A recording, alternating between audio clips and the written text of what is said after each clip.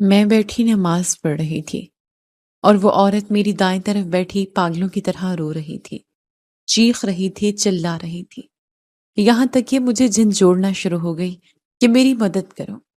پر میں کیا کسی کی مدد کر سکتی تھی؟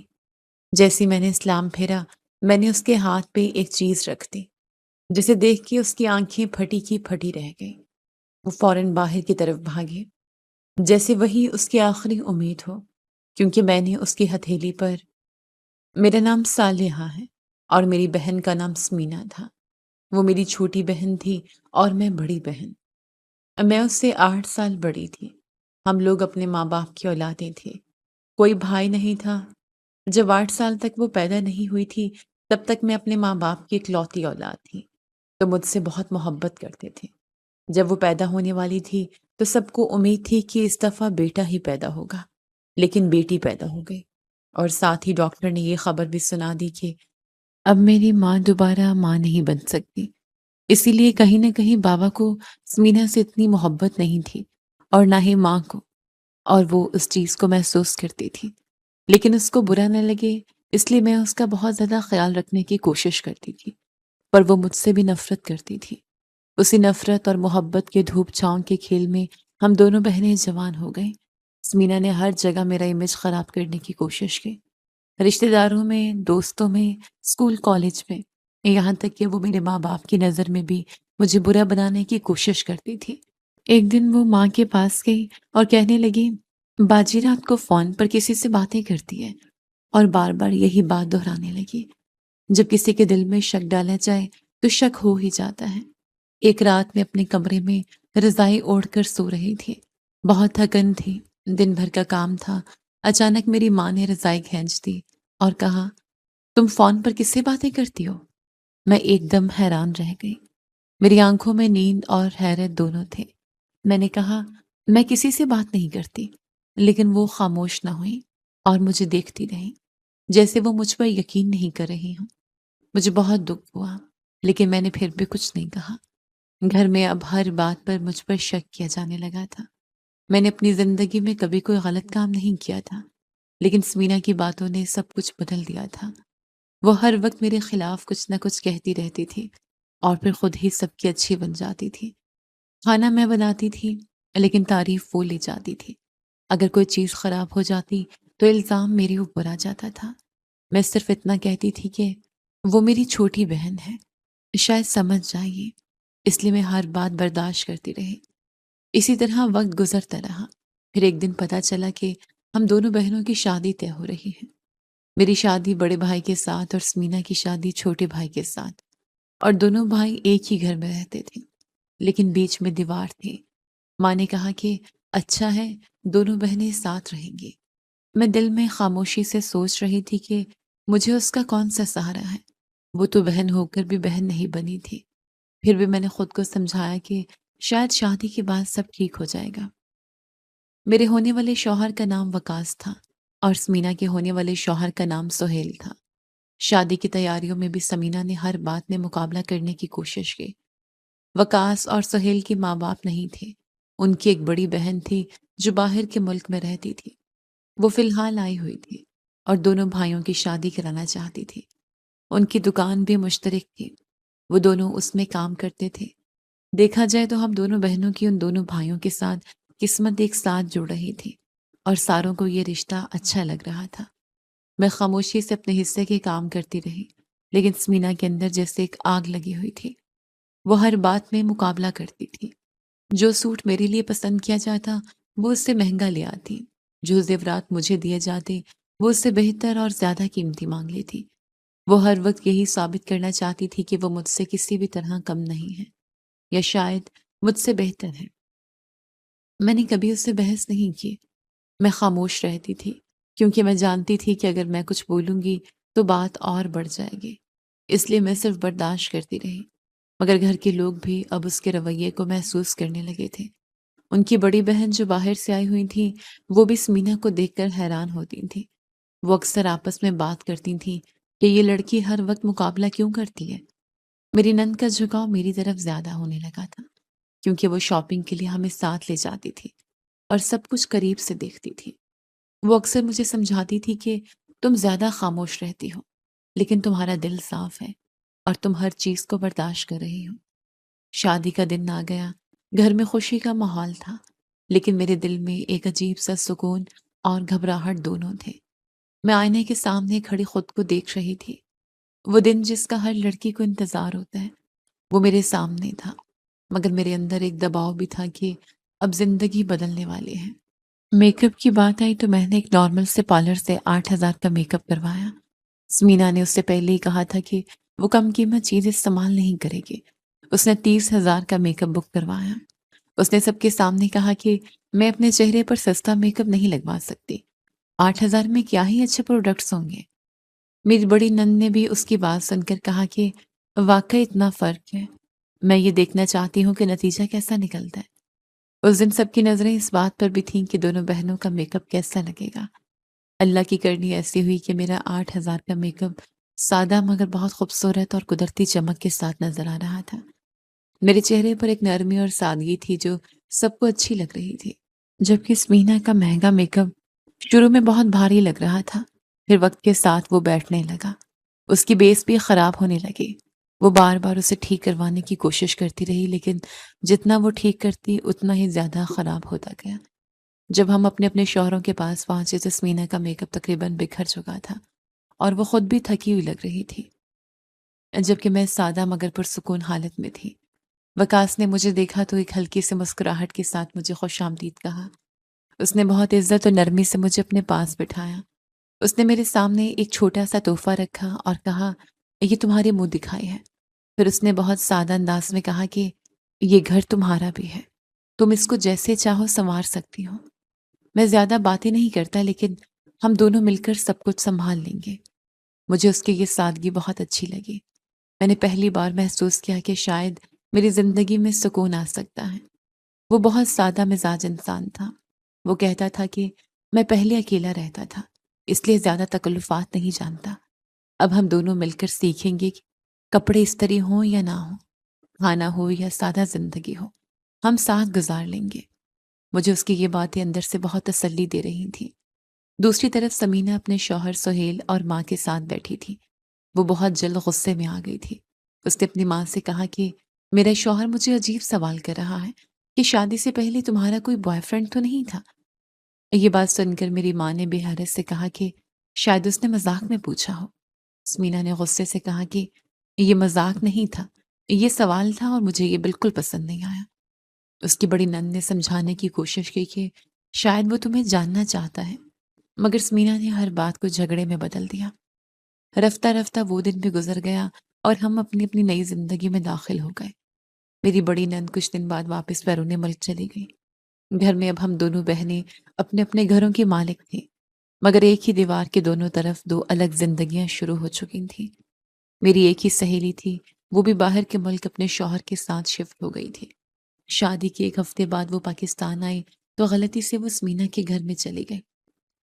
وہ اس کو بھی جانتی تھی، اس لیے وہاں رک گئی۔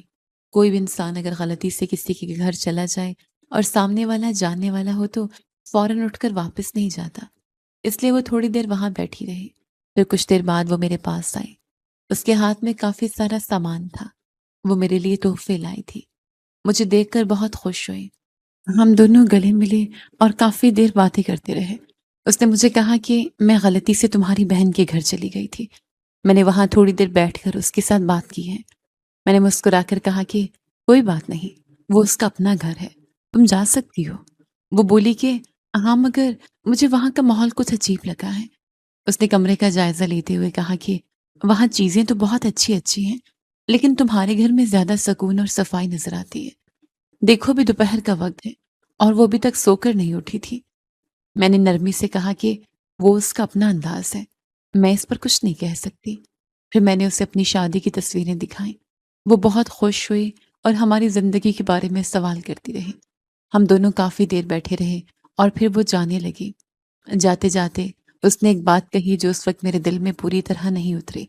اس نے کہا کہ تمہاری بہن ضرور ہے وہ، لیکن میں اسے بہن کی طرح نہیں بلکہ دیورانی کی طرح دیکھوں گی۔ جب رشتوں کے نام بدل جاتے ہیں نا تو احساس بھی بدل جاتے ہیں۔ میں نے اس وقت اس کی بات کو زیادہ سنجیدگی سے نہیں لیا، لیکن وقت کے ساتھ مجھے اس کا مطلب سمجھ آنے لگا جب ہمارے گھروں میں چھوٹی چھوٹی باتوں پر جھگڑے شروع ہونے لگے۔ اب دونوں گھروں کے درمیان سب کچھ مشترک تھا۔ پانی کی ٹینکی بھی ایک تھی، بجلی کا بل بھی مشترک تھا، اور پہلے دونوں بھائی برابر حصہ ڈال دیتے تھے، لیکن اب حالات بدل گئے تھے۔ سمینا کی عادتیں بھی بدلنے کی بجائے ویسی ہی رہیں، بلکہ پہلے سے زیادہ بے احتیاط ہو گئیں۔ وہ پانی کا استعمال سوچے سمجھے بغیر کرتی تھی۔ بجلی کا بل بڑھتا جا رہا تھا اور اس کا کوئی خیال نہیں تھا کہ اس کا اثر دوسرے گھر پر بھی پڑ رہا ہے۔ اس کے شوہر سہیل کی تنخواہ تقریباً 1,20,000 تھی، جبکہ میرے شوہر وکاس کی تنخواہ صرف 45,000 تھی۔ اس فرق کی وجہ سے ہمارے لیے خرچ سنبھالنا پہلے ہی مشکل تھا، اوپر سے مشترکہ اخراجات مزید بڑھ رہے تھے۔ وہ لوگ اکثر باہر کھاتے تھے، پزا منگواتے تھے، شاپنگ کرتے تھے اور اپنی نئی زندگی کو بھرپور انداز میں انجوائے کر رہے تھے۔ ان کا ہنی مون بھی ہو چکا تھا، جبکہ ہم اس سب سے محروم تھے۔ میں نے کبھی اپنے شوہر سے شکایت نہیں کی تھی، میں ہر بات کو خاموشی سے برداشت کرتی رہی۔ ایک دن وکاس خاموشی سے میرے پاس آیا، اس نے میرا ہاتھ پکڑا اور بیٹھ گیا۔ اس کی آنکھوں میں ایک عجیب سا سوال تھا۔ وہ آہستہ سے بولا، میں تو تمہیں ہنی مون پر بھی نہیں لے جا سکا، تمہاری بہن گئی ہوگی، اس نے وہاں کی باتیں سنائی ہوں گی، تمہارا دل بھی چاہا ہوگا۔ میں نے اس کا ہاتھ مضبوطی سے پکڑ لیا اور کہا کہ نہیں، ایسی کوئی بات نہیں، وہاں بھی میں آپ کے ساتھ ہی ہوتی اور یہاں بھی میں آپ کے ساتھ ہوں۔ میری زندگی تو آپ کے ساتھ ہی شروع ہوئی ہے، میرے لیے تو ہر دن ہی ہنی مون ہے۔ میری بات سن کر اس کی آنکھیں بھر آئیں۔ اس نے نظریں جھکا لی اور کہا، پتہ نہیں تم جیسی اچھی عورت مجھے کیسے مل گئی، شاید میں نے کوئی اچھائی کی ہوگی جس کا یہ صلہ ہے۔ ہم دونوں ایک دوسرے کے ساتھ بیٹھے تھے اور اس لمحے میں گھر کا سارا سکون ہمارے درمیان تھا۔ شادی کے 2 ماہ بعد ہی میں نے اسے خوشخبری دی کہ میں ماں بننے والی ہوں۔ اس کے چہرے پر جو خوشی آئی وہ لفظوں میں بیان نہیں ہو سکتی۔ وہ بار بار میرا خیال رکھنے لگا، ہر وقت میرے آس پاس رہتا، مگر دوسری طرف سمینا کے گھر میں ابھی تک ایسی کوئی خوشخبری نہیں تھی۔ ان کے گھر کا ماحول پہلے جیسا ہی تھا، بس اب اس میں مقابلہ اور بھی بڑھ گیا تھا۔ وقت گزرتا گیا اور اللہ نے ہمیں ایک ساتھ 2 بچے دے دیے، ایک بیٹا اور ایک بیٹی۔ اس دن جب میں نے اپنے بچوں کو پہلی بار گود میں لیا تو میری آنکھوں سے آنسو نکل آئے۔ گھر چھوٹا تھا، وسائل کم تھے، لیکن خوشی بہت بڑی تھی۔ ان دونوں بچوں کو سنبھالنا آسان نہیں تھا، راتیں جاگ کر گزرتی تھیں، خرچے بڑھ گئے تھے، مگر ہمارے دل میں شکایت نہیں تھی۔ ہم ہر مشکل کو ایک دوسرے کے ساتھ بانٹ رہے تھے، اور یہی ہماری سب سے بڑی طاقت تھی کہ ہمارے پاس کچھ نہ تھا، مگر ہم ایک دوسرے کے ساتھ تھے۔ کانوں تک یہ خبر بھی پہنچ گئی کہ میری بہن سمینا لوگوں سے کہتی پھر رہی ہے کہ ابھی تو شادی کو زیادہ وقت بھی نہیں ہوا اور سال کے اندر اندر 2 بچے ہو گئے ہیں۔ یہ تو بہت عجیب بات ہے۔ ان کی شادی کی پہلی سالگرہ پر ہی ان کی گود میں 2 بچے تھے۔ مجھے تو اس میں کوئی اور ہی بات لگتی ہے۔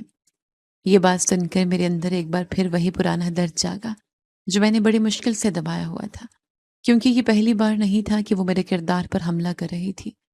وہ پہلے بھی ایسا کر چکی تھی، مگر اس بار بات میرے صبر سے باہر لگ رہی تھی۔ ایک دن میں کمرہ صاف کر رہی تھی، ہم لوگ اب بڑے والے کمرے میں بچوں کا سامان رکھ رہے تھے اور چھوٹے والے کمرے میں بیڈ لگایا جا رہا تھا۔ جگہ کی تنگی بڑھتی جا رہی تھی، بچے چھوٹے تھے اس لیے ہر چیز ادھر ادھر بکھری رہتی تھی۔ میں اسی مصروفیت میں تھی کہ اچانک مجھے وکاس کے دراز سے ایک خط ملا۔ میں کچھ دیر اسے ہاتھ میں لیے کھڑی رہی۔ دل میں عجیب سا خیال آیا کہ آج کے دور میں کون خط لکھتا ہے۔ میں نے احتیاط سے وہ لفافہ کھولا اور جیسے جیسے میں الفاظ پڑھتی گئی میرے ہاتھ کانپنے لگے۔ خط میں لکھا تھا کہ یہ تمہاری بیوی ایک نہایت ہی بد کردار اور بری عورت ہے، اسے شادی کے دن ہی طلاق دے دینا، ورنہ یہ تمہیں بدنام کر دے گی۔ میں اس کا عاشق ہوں اور میں یہ سب تمہیں اس لیے لکھ رہا ہوں تاکہ تم حقیقت جان سکو۔ میرے ہاتھ سے کاغذ گرنے لگا، آنکھوں کے سامنے جیسے سب کچھ دھندلا گیا۔ میں نے دوبارہ وہ الفاظ پڑھے، مگر ہر بار وہی باتیں تھیں، وہی جھوٹ، وہی بے بنیاد الزامات۔ اس میں ایسی ایسی باتیں لکھی تھیں جن کا نہ کوئی سر تھا، نہ کوئی پیر تھا، نہ کوئی حقیقت تھی۔ اگر کوئی بھی شخص یہ خط پڑھتا تو شاید ایک لمحے میں رشتہ ختم کر دیتا۔ میری روح تک کانپ گئی۔ میں نے جب لکھائی کو غور سے دیکھا تو میں فوراً پہچان گئی کہ یہ سمینا کی لکھائی تھی۔ وہی انداز، وہی حروف کی ساخت، خاص طور پر کاف بنانے کا اس کا انداز جو میں برسوں سے جانتی تھی۔ میرا دل زور زور سے دھڑکنے لگا۔ میں نے سوچا، یہ خط یہاں آیا کیسے؟ میں نے خود کو سنبھالا اور وکاس سے پوچھا۔ میں نے کہا، یہ خط کیا ہے؟ اور یہ کس نے لکھا ہے؟ وہ خاموشی سے میری طرف دیکھتا رہا، پھر آہستہ سے بولا، ہاں، یہ خط تمہاری بہن نے مجھے دیا تھا ہماری شادی والے دن۔ میں سمجھ نہیں سکا تھا کہ یہ کیا ہے۔ بعد میں جب پڑھا تو سب کچھ سمجھ آیا۔ یہ سن کر میرے پیروں تلے زمین نکل گئی۔ میں نے کہا، آپ نے یہ خط اسی دن پڑھ لیا تھا؟ اس نے سر ہلایا اور کہا، ہاں، اسی دن پڑھ لیا تھا۔ میں نے حیرانی سے پوچھا، پھر آپ نے مجھ سے یہ بات کیوں نہیں کی؟ اور آپ میرے ساتھ اتنے نارمل کیسے رہے؟ آپ کو مجھ پر شک نہیں ہوا؟ وہ ہلکی سی مسکراہٹ کے ساتھ بولا، میں نے انسانوں کو سمجھنا سیکھ لیا ہے۔ مجھے اندازہ ہو گیا تھا کہ تم ایسی عورت نہیں ہو۔ میں نے خط پڑھ کر تمہیں نہیں، تمہاری نیت کو دیکھا تھا، اور میں نے فیصلہ کیا کہ اس بات کو ختم کر دینا ہے۔ اس لیے میں نے یہ خط تم سے چھپا لیا۔ میری آنکھوں میں آنسو آ گئے۔ میں نے کہا، اگر کوئی اور ہوتا تو شاید اسی دن مجھے چھوڑ دیتا۔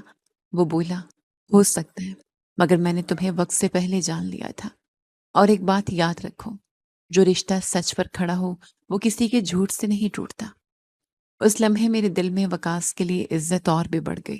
میں نے پہلی بار محسوس کیا کہ میں نے صرف شوہر نہیں بلکہ ایک سمجھدار اور مضبوط انسان کا انتخاب کیا ہے۔ لیکن دوسری طرف میرے دل میں سمینا کے لیے ایک نیا سوال جنم لے رہا تھا کہ آخر وہ ایسا کیوں کر رہی ہے؟ میں نے اسے کبھی نقصان نہیں پہنچایا تھا۔ میں نے ہمیشہ اسے اپنی بہن سمجھا تھا، پھر وہ میرے خلاف اتنی گہری نفرت کیوں رکھتی ہے؟ میں سوچ میں ڈوبی ہوئی تھی کہ اگر میں یہ بات اپنے ماں باپ کو بتاتی تو وہ ضرور اس سے سوال کرتے، مگر وقاص نے مجھے روک دیا۔ اس نے کہا، یہ بات پرانی ہو چکی ہے اور ہم اپنی زندگی کو اس پر خراب نہیں کر سکتے۔ اگر ہم ہر زہر کو جواب دیں گے تو ہماری زندگی کبھی سکون میں نہیں آئے گی۔ میں خاموش ہو گئی، مگر اندر سے ٹوٹ بھی رہی تھی اور سنبھل بھی رہی تھی، کیونکہ مجھے یہ سمجھ آ گیا تھا کہ بعض اوقات سب سے بڑا درد وہ ہوتا ہے جو اپنے ہی رشتے دے دیتے ہیں۔ خیر، اسی طرح زندگی آگے بڑھتی رہی، باتیں بھی ہوتی رہیں اور دن بھی گزرتے رہے۔ میرے بچے اب بڑے ہو رہے تھے، وہ اسکول جانے لگے تھے، گھر میں ان کی چہل پہل تھی، ان کی آوازیں تھیں اور میری زندگی کا ایک نیا رنگ تھا۔ لیکن سمینا کے گھر میں ابھی تک اولاد کی کوئی خوشخبری نہیں تھی۔ سال گزرتے جا رہے تھے اور لوگ باتیں بھی کرنے لگے تھے۔ پھر اچانک ایک دن خبر آئی کہ سمینا ماں بننے والی ہے۔ وہ بہت خوش تھی، اس کے چہرے پر ایک الگ ہی چمک تھی۔ وہ ہر کسی کو یہی کہتی پھرتی تھی کہ مجھے نظر لگی ہوئی تھی۔ میں نے نظر کا توڑ کروایا ہے، کسی بہت قریبی نے مجھے نظر لگائی تھی۔ اب کہیں جا کر اللہ نے میری سن لی ہے۔ وہ اپنے ارد گرد ہر بات کو اسی انداز میں بیان کرتی تھی جس سے اس کی ساری تکلیفیں کسی کی نظر کا نتیجہ ہوں۔ حالانکہ ان سالوں میں اس کے اپنے شوہر کے ساتھ بہت سی لڑائیاں بھی ہو چکی تھیں۔ اس کا مزاج بھی سخت ہو گیا تھا اور رشتوں میں دراڑیں بھی آ چکی تھیں۔ اس کے شوہر کی طرف سے بھی باتیں سننے میں آتی تھیں کہ وہ اکثر اسے کہتا تھا کہ تمہارے یہاں اولاد نہیں ہو رہی، تمہارے اندر کوئی مسئلہ ہے۔ ان باتوں نے اس کے گھر کے ماحول کو مزید تلخ کر دیا تھا، یہاں تک کہ بعض لوگوں کے مطابق ان کا رشتہ ٹوٹنے کے قریب پہنچ گیا تھا۔ لیکن پھر اللہ نے اسے اولاد کی خوشخبری دے دی اور اس کا گھر ٹوٹنے سے بچ گیا۔ میں نے یہ خبر سنی تو دل میں یہی سوچا کہ اچھا ہوا اس کا گھر بچ گیا، کم از کم ایک خوشی تو اسے بھی مل گئی۔ لیکن دوسری طرف ہمارے حالات دن بدن مشکل ہوتے جا رہے تھے۔ میرے شوہر کا کام بھی کم ہوتا جا رہا تھا اور گھر کے اخراجات بڑھتے جا رہے تھے۔ زندگی جیسے ایک امتحان بن گئی تھی۔ ایک دن میں دکان سے سامان لے کر واپس آ رہی تھی، راستے میں مجھے زمین پر ایک چیز گری ہوئی ملی۔ میں نے اسے اٹھایا اور گھر آ کر اپنے شوہر کو دکھایا۔ وہ اسے دیکھ کر بولا، یہ پرائز بانڈ ہے۔ میں نے حیرت سے کہا، اس میں انعام بھی نکلتا ہے؟ اس نے کہا، ہاں نکلتا ہے، لیکن اکثر لوگ انعام نکلنے کے بعد اسے پھینک دیتے ہیں، شاید یہ بھی اسی لیے گرا ہوا ہے۔ میں نے وہ پرائز بانڈ احتیاط سے لے کر الماری میں رکھ دیا۔ مجھے خود سمجھ نہیں آ رہی تھی کہ اسے پھینکوں یا سنبھال کر رکھوں، لیکن دل نے کہا کہ یہ کوئی معمولی چیز نہیں ہے، اس لیے میں نے اسے رکھ لیا۔ گھر کے حالات اب پہلے سے زیادہ تنگ ہوتے جا رہے تھے، خرچے بڑھ گئے تھے اور وسائل کم تھے۔ اسی دوران میرے بچوں کی معصوم خوشیاں ہی ہمارے گھر کا سکون تھے۔ اسی وقت سمینا کے یہاں بیٹا پیدا ہوا۔ اس نے خوشی میں عقیقہ رکھا، بہت بڑا اہتمام کیا گیا، مہمان آئے، کھانا ہوا، سب کچھ بہت اچھے انداز میں ہوا۔ میرے بچوں نے بھی یہ خبر سنی۔ میری بیٹی نے معصومیت سے کہا، خالہ نے بکرا لیا ہوگا، ہمارے گھر بھی گوشت بھیجیں گی۔ میں نے بھی دل میں یہی سوچا کہ شاید وہ یاد رکھے گی اور ہمارے گھر بھی کچھ بھیج دے گی۔ حالات بہت برے تھے، چاہتی تو امی ابو سے بھی کچھ مانگ سکتی تھی، ماں باپ تھے کچھ نہ کچھ کرتے۔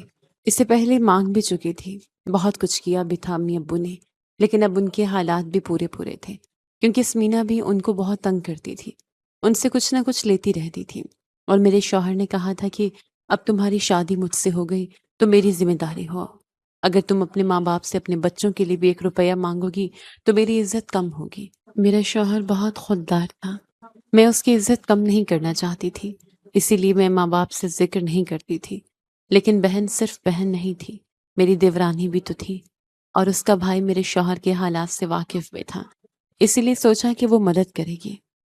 لیکن دن گزر گئے، شام ہو گئی، عقیقہ بھی ختم ہو گیا، کسی نے ہمیں نہ بلایا، نہ کوئی حصہ بھیجا، نہ کوئی خبر لی، جیسے ہمارا کوئی حصہ ہی نہ ہو۔ اس بات نے مجھے اندر سے بہت تکلیف دی، لیکن میں نے پھر بھی کچھ نہیں کہا۔ میں نے خود کو سمجھایا کہ شاید وہ اپنی خوشی میں مصروف ہے، مگر وقت کے ساتھ یہ رویہ صرف اس پر نہیں رکا، بلکہ اس نے اور فاصلے بڑھا دیے۔ وہ نہ صرف مجھ سے دور ہو گئی بلکہ اس نے میرے شوہر کے دل میں بھی ہمارے خلاف باتیں ڈالنا شروع کر دیں۔ آہستہ آہستہ میرے شوہر اور اس کے بھائی کے درمیان بھی فاصلے بڑھنے لگے۔ پہلے جو رشتہ مضبوط تھا، اب اس میں خاموشی اور تلخی آنے لگی تھی۔ وہ بھی اب بڑے بھائی سے بات نہیں کرتا تھا، اور سب کچھ جیسے بکھرتا جا رہا تھا، ورنہ میرا شوہر خود بتاتا تھا کہ اس سے پہلے اس کا بھائی اس کی بہت مدد کرتا تھا، ان کے درمیان بات چیت بھی ہوتی تھی، سلام دعا بھی تھی، اور ضرورت کے وقت ایک دوسرے کا سہارا بھی تھے۔ مگر جب سے اس کی زندگی میں سمینا آئی تھی، سب کچھ بدل گیا تھا۔ اب نہ وہ پہلے کی طرح بات کرتا تھا، نہ ہی ملتا تھا، جیسے رشتہ ہی ختم ہو گیا ہو۔ میرے شوہر کو پہلے ہی اندازہ تھا کہ میری بہن کیسی ہے۔ وہ ایک شریف انسان تھا اور عورتوں کے درمیان مقابلے بازی اور لڑائی جھگڑے والا مزاج نہیں رکھتا تھا، ورنہ وہ اس خط والے معاملے کو کبھی نظر انداز نہ کرتا۔ لیکن اس نے صبر کیا اور حالات کو بگڑنے سے روکا۔ شام کا وقت تھا، گھر میں خاموشی سی چھائی ہوئی تھی، بچے بھی بھوکے تھے اور میرے دل میں بھی ایک بے بسی تھی۔ میں نے اپنی بیٹی کو سمینا کے گھر بھیجا اور کہا کہ جا کر اپنی خالہ سے کہنا کہ ہمیں 1 پلیٹ سالن دے دیں، 3 4 دن سے ہمارے گھر میں ٹھیک سے کھانا نہیں پکا۔ میرے اندر ایک امید تھی کہ وہ میری بہن ہے، شاید میری مدد کر دے گی۔ میں نے دل کو تسلی دی کہ اتنا تو خیال کرے گی ہی، آخر ہم ایک ہی ماں باپ کی اولاد ہیں۔ لیکن میری بیٹی خالی ہاتھ واپس آ گئی۔ وہ دروازے پر کھڑی تھی، اس کی آنکھوں میں الجھن تھی۔ اس نے کہا، امی، خالہ نے کہا ہے کہ اپنی ماں سے کہو کہ وہ تمہیں گوشت لے کر کھلا دے، ہمارے پاس تمہارے لیے کچھ نہیں ہے۔ اس کے الفاظ ایسے تھے جیسے کسی نے سختی سے دروازہ بند کر دیا ہو۔ اس کی آواز میں وہی تلخی تھی جو شاید اس نے اپنے گھر سے سیکھی تھی، یا پھر میرے خلاف بنائی گئی نفرت اس میں شامل ہو گئی تھی۔ بچے ہوتے ہیں، وہ بڑوں کی باتیں اور انداز دونوں نقل کرتے ہیں، اس لیے اس کی بات بھی بالکل ویسی ہی تھی جیسے دل پر چوٹ لگانے والی ہو۔ میں کچھ دیر خاموش کھڑی رہی، میری آنکھوں میں آنسو بھر آئے، لیکن میں کچھ کہہ نہیں پائی۔ اندر میرے شوہر کی طبیعت پہلے ہی خراب تھی، وہ شدید بخار میں بستر پر لیٹا ہوا تھا۔ اس کی حالت دیکھ کر میرا دل اور بھی ٹوٹ رہا تھا۔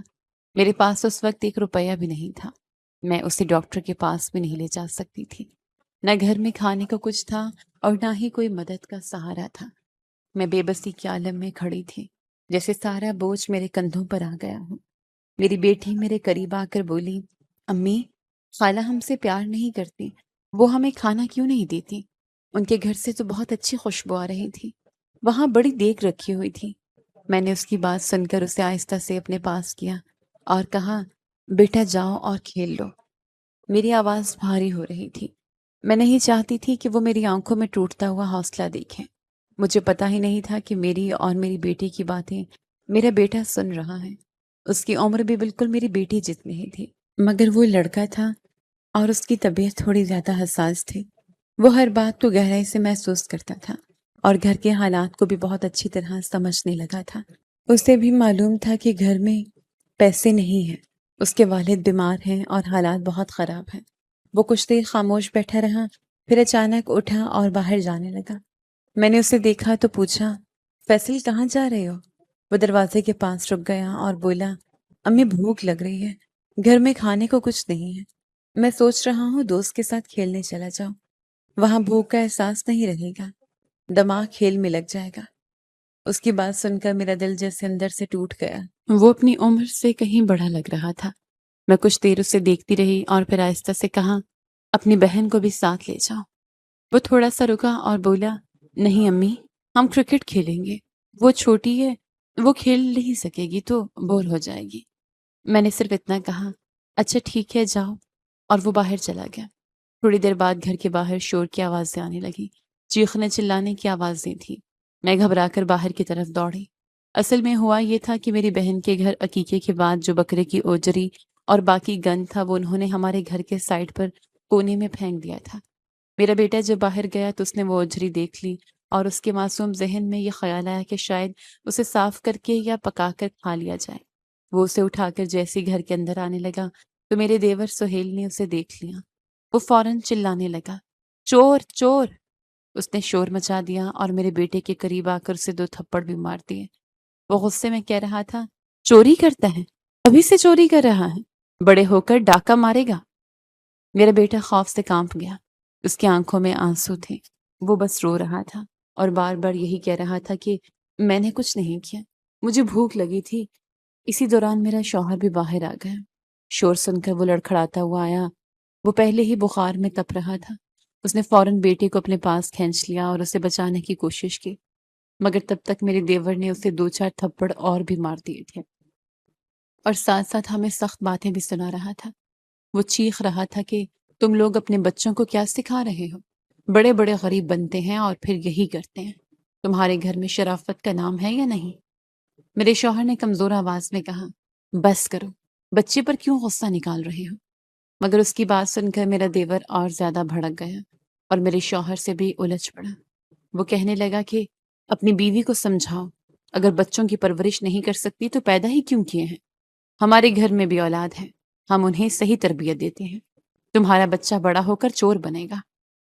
یہ الفاظ میرے شوہر کے دل پر بجلی بن کر گرے۔ وہ پہلے ہی بیمار تھا، اس کی حالت اور خراب ہو گئے۔ اس نے بمشکل بیٹے کو اندر کیا اور پھر مجھ پر بھی غصہ کر بیٹھا کہ تم نے اسے کچھ نہیں سمجھایا۔ میں نے روتے ہوئے کہا، میں نے کچھ نہیں کہا تھا، میں تو صرف اپنی بیٹی سے بات کر رہی تھی۔ اس نے خود سن لیا۔ وہ غصے میں بولا، میں زندہ ہوں، کوئی مردہ نہیں ہوں، میں تم لوگوں کے لیے کچھ نہ کچھ لے کر آؤں گا۔ وہ تیزی سے باہر نکلنے لگا مگر بخار کی شدت اور کمزوری کی وجہ سے دروازے کے قریب ہی اس کے قدم لڑکھڑا گئے اور وہ زمین پر گر گیا اور بے ہوش ہو گیا۔ میں چیخ پڑی، میں دوڑی اور اسے اندر لے آئے، اس کو بستر پر لٹایا اور روتے روتے بس یہی سوچتی رہی کہ آخر یہ برا وقت کب ختم ہوگا۔ یہ بھی پتہ چلا تھا کہ میرے دیور نے رشوت لینا شروع کر دی تھی اور وہ آج کل کھلے عام غلط طریقوں سے پیسہ کما رہا تھا، دھوکے بھی کرتا تھا اور لوگوں کے ساتھ نا انصافی بھی بڑھتی جا رہی تھی، مگر اس کے گھر میں دولت کی ریل پیل ہو چکی تھی۔ ہر طرف خوشحالی نظر آتی تھی، مہنگی چیزیں تھیں اور زندگی ایک الگ ہی رنگ میں چل رہی تھی۔ میں ایک دن گھر میں بیٹھی یہی سب سوچ رہی تھی، دل میں عجیب سی بے چینی تھی۔ میں اپنے حالات اور دوسروں کے حالات کا موازنہ کر رہی تھی اور بار بار یہی سوال میرے ذہن میں آ رہا تھا کہ اللہ اپنے نیک بندوں کو ہی کیوں آزماتا ہے، حالانکہ اللہ کو سب پہلے سے معلوم ہوتا ہے کہ کون نیک ہے اور کون نہیں۔ میں نے سوچا کہ ہم نے تو کبھی کسی کے ساتھ برا نہیں کیا، کسی کا حق نہیں مارا، کسی کو تکلیف نہیں دی، پھر ہم پر ہی اتنی سخت آزمائش کیوں آ گئی ہے؟ اور وہ لوگ جو دوسروں کا گھر برباد کرتے ہیں، دوسروں کو تکلیف دیتے ہیں، بچوں کو باتیں سناتے ہیں، دھوکہ کرتے ہیں، رشوت لیتے ہیں، حرام کماتے ہیں، ان کے حالات بہتر کیوں ہیں؟ گھر کے حالات ایسے تھے کہ ہر طرف سے تھوڑا تھوڑا کر کے پیسہ جمع ہوتا تھا، کہیں سے 2 روپے، کہیں سے 5 روپے اور کہیں سے 10 روپے، اسی طرح جمع کر کے بمشکل 50 روپے بنتے تھے۔ ایک دن میں اسی 50 روپے کے ساتھ دکان پر گئی، دل میں امید بھی تھی اور شرمندگی بھی، کتنے کم پیسوں میں کیا آئے گا۔ میں نے دکاندار سے کہا کہ 50 روپے کی دال مل سکتی ہے؟ دکاندار نے مجھے ایک نظر دیکھا جیسے وہ میری مجبوری کو سمجھ گیا ہو۔ اس نے نرمی سے کہا کہ باجی 50 روپے کی دال تو بہت کم ہوتی ہے، اتنے نہیں نکلے گی۔ میں نے آہستہ سے کہا کہ آپ اتنے ہی ڈال دیں، 1 مٹھی ڈال دیں، میرے بچے کھا لیں گے۔ وہ کچھ دیر خاموش رہا، پھر بغیر کچھ کہے شاپر نکالا، اس میں ½ کلو دال ڈالی، ½ کلو چاول ڈالے اور 1 پاؤ گھی کا پیکٹ بھی رکھ دیا۔ میں نے حیرانی سے کہا کہ میرے پاس اتنے پیسے نہیں ہیں۔ وہ نرمی سے بولا، لے جائیں باجی، ہم بھی بچوں والے ہیں، آپ کے بچے کھا لیں گے، ہمارے بچے کھا لیں گے، کوئی فرق نہیں پڑتا، آج آپ کے پاس نہیں ہیں، کل آ جائیں گے۔ اس کی بات سن کر میری آنکھوں میں آنسو آ گئے۔ میں نے کامتے ہوئے ہاتھوں سے شاپر لیا اور کہا شکریہ۔ وہ مسکرا کر بولا بہنوں جیسی ہیں آپ، جب پیسے ہوں گے دے دینا۔ میں نے سر ہلا دیا اور دل میں ایک عجیب سی دعا کی کہ اللہ اس شخص کو ہمیشہ رزق دیتا رہے۔ اس دکان کی دیوار پر ایک پرانا سا کاغذ لگا ہوا تھا جس پر کچھ نمبر اور قرآن اندازی کی تفصیل تھی۔ وہ ایک پرائز بانڈ کا نمبر تھا۔ میں نے اسے غور سے دیکھا تو میرے ذہن میں آیا کہ میرے پاس بھی ایک پرانا پرائز بانڈ رکھا ہوا ہے جو میں نے اس دن الماری میں رکھ دیا تھا جب مجھے زمین پر ملا تھا۔ دل میں ایک لمحے کو خیال آیا کہ کیوں نہ اسے چیک کر لوں، لیکن فوراً ہی سوچا کہ یہ تو شاید ویسے ہی ہوگا، شاید اس میں کچھ نہ نکلے۔ لیکن پھر بھی ایک امید سے دل میں جاگ گئی۔ میں گھر واپس آ گئی، بچوں کے لیے دال چاول بنایا، شوہر کو کھانا دیا اور اس کی طبیعت خراب تھی، اس کو پیناڈول کی 2 گولیاں دے کر سلایا۔ بچے بھی کھا کر سکون سے سو گئے۔ رات کا وقت تھا، گھر میں خاموشی تھی۔ میں عشاء کی نماز کے لیے جا نماز پر بیٹھی تھی، آنکھوں سے آنسو بہہ رہے تھے۔ میں سجدے میں تھی اور اپنے رب کے سامنے دل کا بوجھ رکھ رہی تھی۔ میں صرف اللہ سے باتیں کر رہی تھی، صرف اسی سے شکوے کر رہی تھی۔ میں کہہ رہی تھی کہ یا اللہ، یہ کیسا وقت ہے، ہم نے کسی کا کیا بگاڑا ہے، پھر ہم ہی کیوں ٹوٹ رہے ہیں۔ میں اپنی ساری بے بسی اللہ کے سامنے رکھ رہی تھی اور میری آواز کانپ رہی تھی۔ دل بھرا ہوا تھا مگر امید ابھی بھی کہیں نہ کہیں زندہ تھی۔ پھر مجھے اچانک وہ پرائز بانڈ یاد آیا جو میں نے الماری میں رکھ دیا تھا۔ سب لوگ سو رہے تھے مگر گھر میں مکمل خاموشی تھی۔ بچے بھی تھکے ہوئے تھے، میرے شوہر وکاس بخار اور کمزوری کی وجہ سے پہلے ہی سو چکے تھے۔ میں جائے نماز پر بیٹھی ہوئی تھی مگر دل میں وہی بانڈ بار بار آ رہا تھا۔ میں آہستہ سے اٹھی، الماری کھولی اور وہ پرانا سا کاغذ نکالا۔ ہاتھ میں لیتے ہوئے دل عجیب سا ہو رہا تھا، جیسے کچھ ہونے والا ہو۔ میں نے اس کے نمبر دیکھنا شروع کیے اور آہستہ آہستہ اپنے موبائل یا جو بھی طریقہ تھا اس وقت اس کے مطابق نمبر چیک کرنے لگے۔ جیسے جیسے میں نمبر آگے بڑھاتی گئی میرا دل زور زور سے دھڑکنے لگا۔ اچانک میری نظر ایک لمبے نمبر پر رکی جو بالکل اوپر لکھا ہوا تھا۔ میں نے اسے دوبارہ دیکھا، ایک بار پھر دیکھا۔ میرا دماغ جیسے رک سا گیا تھا، وہ نمبر بالکل میچ کر رہا تھا۔ میں ایک لمحے کو ساکت ہو گئی، مجھے یقین ہی نہیں آیا۔ میں نے سوچا شاید میری آنکھوں کا دھوکا ہے۔ میں نے دوبارہ شروع سے آخر تک نمبر چیک کیا، ایک ایک ہندسہ غور سے دیکھا، ہر چیز بالکل صحیح تھی۔ میرے ہاتھ کانپنے لگے، دل کی دھڑکن تیز ہو گئی۔ میں نے خود سے کہا یہ کیسے ہو سکتا ہے؟ پھر بھی میں نے ایک بار پھر چیک کیا اور اس بار بھی وہی نتیجہ آیا۔ اس پر لکھا تھا کہ پہلا انعام 7 کروڑ روپے ہے۔ یہ الفاظ پڑھ کر میری سانس جیسے رک گئی۔ میں نے بیٹھ کر سر پکڑ لیا، مجھے سمجھ نہیں آ رہی تھی کہ یہ حقیقت ہے یا خواب۔ رات بہت گہری ہو چکی تھی، گھر میں خاموشی تھی، صرف میری سانسوں کی آواز آ رہی تھی۔ میں بار بار خود کو چیک کر رہی تھی کہ میں خواب تو نہیں دیکھ رہی۔ میرے شوہر سو رہے تھے اس لیے میں نے انہیں نہیں جگایا۔ دل میں عجیب سا خوف بھی تھا اور خوشی بھی۔ میں چاہتی تھی کہ پہلے یقین ہو جائے پھر انہیں بتاؤں۔ صبح کا انتظار کیا، وہ رات میرے لیے صدیوں جیسی تھی۔ میں بار بار اٹھتی اور بانڈ دیکھتی اور پھر خود کو سمجھاتی کہ صبر کرو، پہلے پوری تصدیق کرو۔ صبح ہوتی میں نے وکاس کو اٹھایا، میں نے کامتے ہوئے ہاتھوں سے وہ پرائز بانڈ اس کے سامنے رکھا اور کہا یہ دیکھیں نا، یہ نمبر میچ کر رہا ہے۔ وہ ایک لمحے کو خاموش رہا، پھر اس نے غور سے دیکھا، پھر دوبارہ دیکھا اور پھر تیسری بار اس کے چہرے کے تاثرات بدلنے لگے۔ اس کی آنکھیں پھیل گئیں جیسے اسے خود یقین نہ رہا ہو۔ اس نے آہستہ سے کہا یہ تو پہلا انعام ہے ہمارا۔ میں نے فوراً کہا لیکن یہاں تو لکھا ہے 7 کروڑ روپے، کیسے ہو سکتا ہے؟ وہ بولا ہاں، یہی انعام ہے ہمارا، ہمارا نمبر میچ کر رہا ہے۔ میں نے اس کے چہرے کو دیکھا، وہ حیرت اور خوشی کے ملے جلے احساس میں تھا۔ پھر اس نے کہا میں جا کر تصدیق کرتا ہوں، لیکن احتیاط سے، کسی کو پتہ نہیں چلنا چاہیے۔ میں نے کہا ٹھیک ہے، لیکن دھیان سے جانا۔ وہ گھر سے نکلا اور میں اکیلی رہ گئی۔ اس دن کا ہر لمحہ میرے لیے بھاری بھی تھا اور خوبصورت بھی۔ میں بار بار بانڈ دیکھتی اور پھر آسمان کی طرف دیکھتی اور اللہ کا شکر ادا کرتی۔ میرے دل میں بار بار یہی سوال آتا تھا کہ کیا واقعی یہ ہمارے نصیب میں تھا یا کوئی خواب ہے؟ شام تک وہ واپس نہیں آیا۔ میرا دل بے چین تھا، بچے بھی کھیل رہے تھے مگر میرا ذہن کہیں اور تھا۔ رات کو جب وہ واپس آیا تو اس کے ہاتھ میں کچھ کاغذات تھے۔ اس نے بیٹھتے ہی مجھے دیکھا اور کہا، بات کنفرم ہو گئی ہے، یہ حقیقت ہے، 2 دن میں پروسیس مکمل ہو جائے گا اور پیسے آ جائیں گے۔ میں ایک لمحے کو خاموش رہی، پھر میرے آنسو نکل آئے۔ مجھے یقین نہیں آ رہا تھا۔ اس نے کہا، میں نے سب احتیاط سے بات کی ہے اور یہ بالکل سچا انعام ہے، مگر اسے مکمل رازداری میں رکھا جاتا ہے، اس لیے کسی سے ذکر نہیں کرنا۔ میں نے سر ہلا دیا اور کہا، نہیں، میں نے کسی سے نہیں کہا۔ اس رات ہم دونوں نے اللہ کا شکر ادا کیا۔ گھر میں ایک عجیب سا سکون تھا، جیسے ساری تھکن ختم ہو گئی ہو۔ 2 دن بعد جب واقعی پیسے آنا شروع ہوئے تو ہمیں یقین آیا کہ یہ خواب نہیں، حقیقت ہے۔ کچھ رقم بینک میں آئی اور کچھ ہمیں ملی۔ ہم نے کوئی جلد بازی نہیں کی۔ سب سے پہلے گھر کے حالات کو بہتر کیا، بچوں کے لیے اچھا کھانا لیا، گھر میں راشن بھرا اور سب سے پہلے اپنے سادہ سے دنوں کو سکون دیا۔ اس رات جب ہم دونوں میاں بیوی بیٹھے تھے، گھر میں خاموشی تھی، مگر دل خوشی سے بھرا ہوا تھا۔ ہم دونوں بار بار اللہ کا شکر ادا کر رہے تھے۔ میں نے پہلی بار محسوس کیا کہ زندگی چاہے جتنی بھی مشکل ہو، اللہ کا فیصلہ ہمیشہ بہتر ہوتا ہے، اور وہ وقت جو آزمائش لگتا ہے وہی کبھی کبھی سب سے بڑی نعمت بن جاتا ہے۔ ہم لوگ آہستہ آہستہ زندگی کو سنبھالنے لگے تھے۔ گھر میں چھوٹی چھوٹی چیزیں آنے لگی تھیں جو پہلے ہمارے لیے خواب تھی، جیسے فریج۔ ہمارے پاس موبائل نہیں تھے، اس لیے سادہ سے موبائل لے لیے گئے۔ وہ بھی بہت مہنگے نہیں تھے، بس اتنے کہ ضرورت پوری ہو جائے۔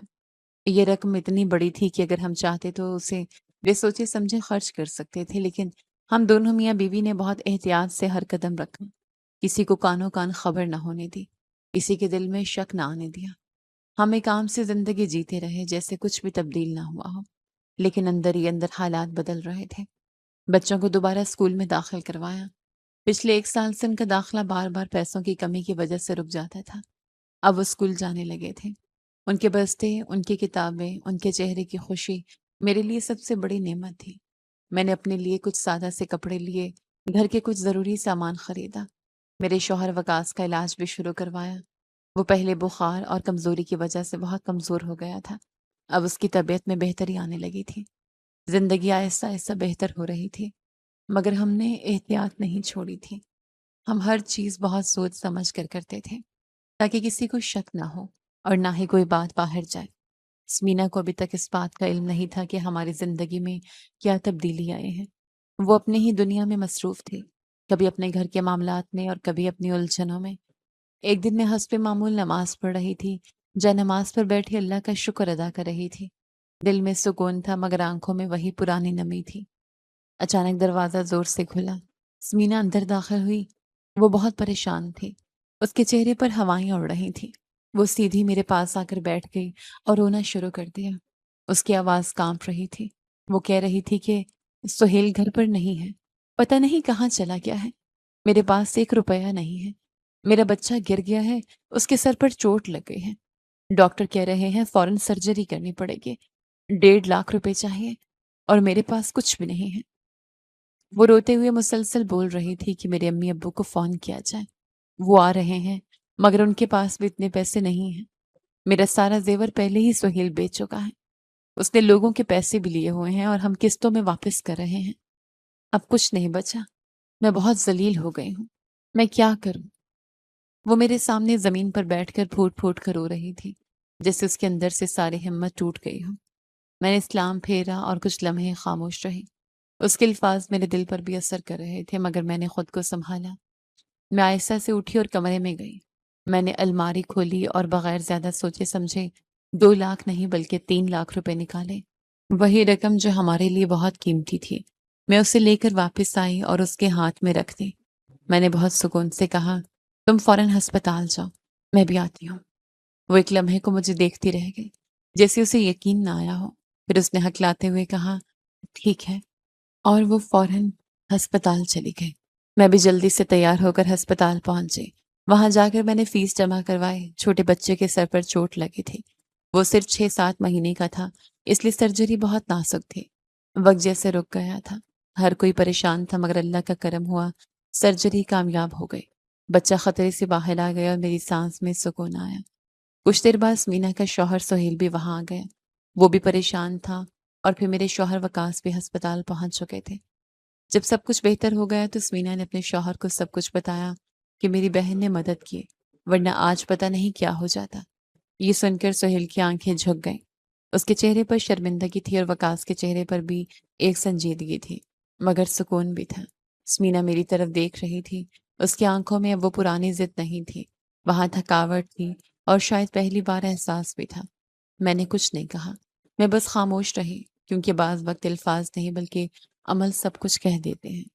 میرے دیور کے اوپر 40 لاکھ روپے کا قرضہ تھا اور حالات اس نہج پر پہنچ چکے تھے کہ قرض دینے والے لوگ بار بار اس کے پیچھے آ رہے تھے۔ کبھی فون آ جاتا، کبھی کوئی دروازے پر آ جاتا اور کبھی کوئی بازار میں روک کر تقاضا کیا جاتا۔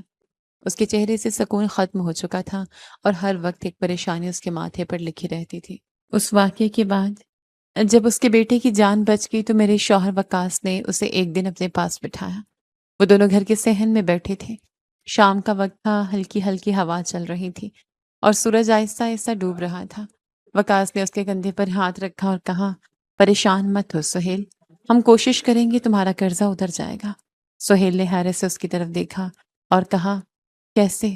وقاص نے صرف اتنا کہا، اللہ راستے نکالتا ہے، تم ہمت نہ ہارو۔ اس وقت بھی میرے شوہر نے اسے یہ نہیں بتایا کہ ہماری زندگی میں کیا تبدیلی آئی ہے، اور نہ ہی یہ بتایا کہ ہمیں اتنی بڑی رقم ملی ہے۔ وہ صرف یہی کہتا تھا کہ اللہ نے بہتر راستے کھول دیے ہیں اور اب حالات پہلے سے اچھے ہیں۔ ہم لوگ آہستہ آہستہ اس کی مدد کرنے لگے۔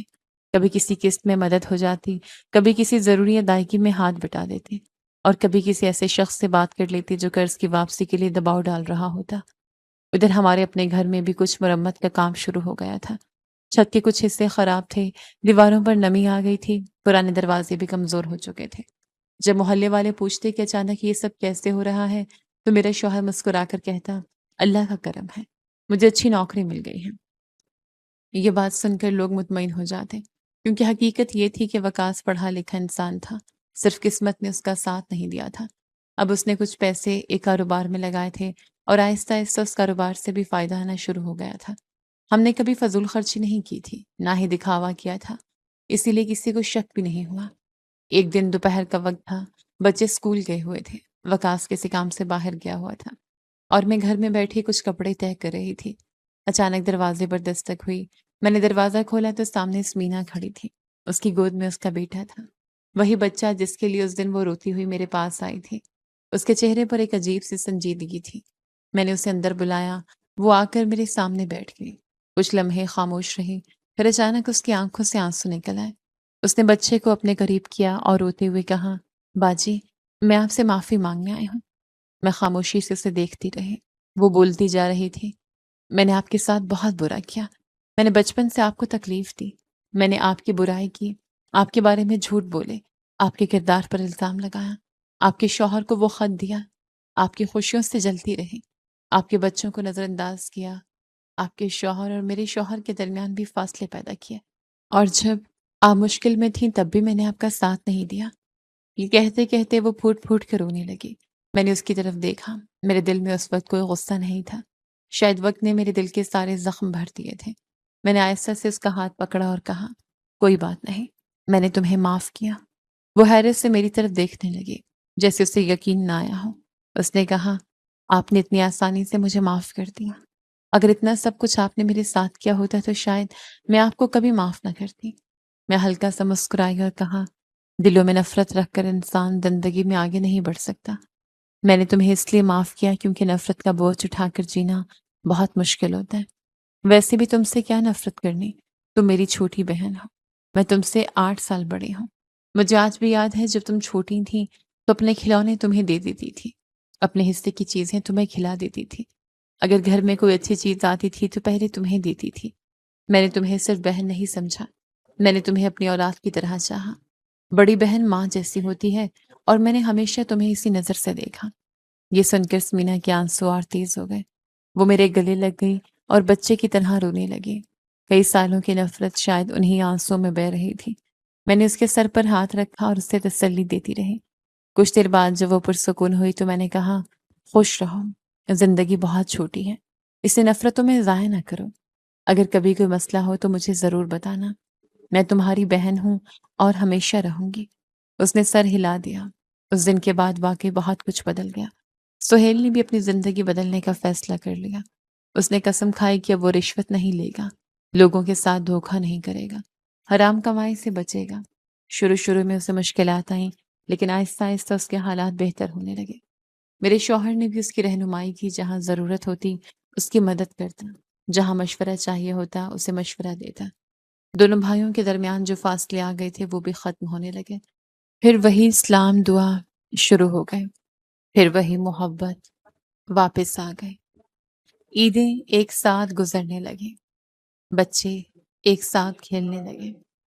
گھر کے درمیان جو دیوار تھی وہ اب صرف اینٹوں کی دیوار رہ گئی تھی، دلوں کی دیوار ختم ہو چکی تھی۔ میرے ماں باپ بھی خوش تھے، انہوں نے اپنی دونوں بیٹیوں کو دوبارہ ایک ساتھ دیکھا تو ان کی آنکھوں میں بھی خوشی تھی۔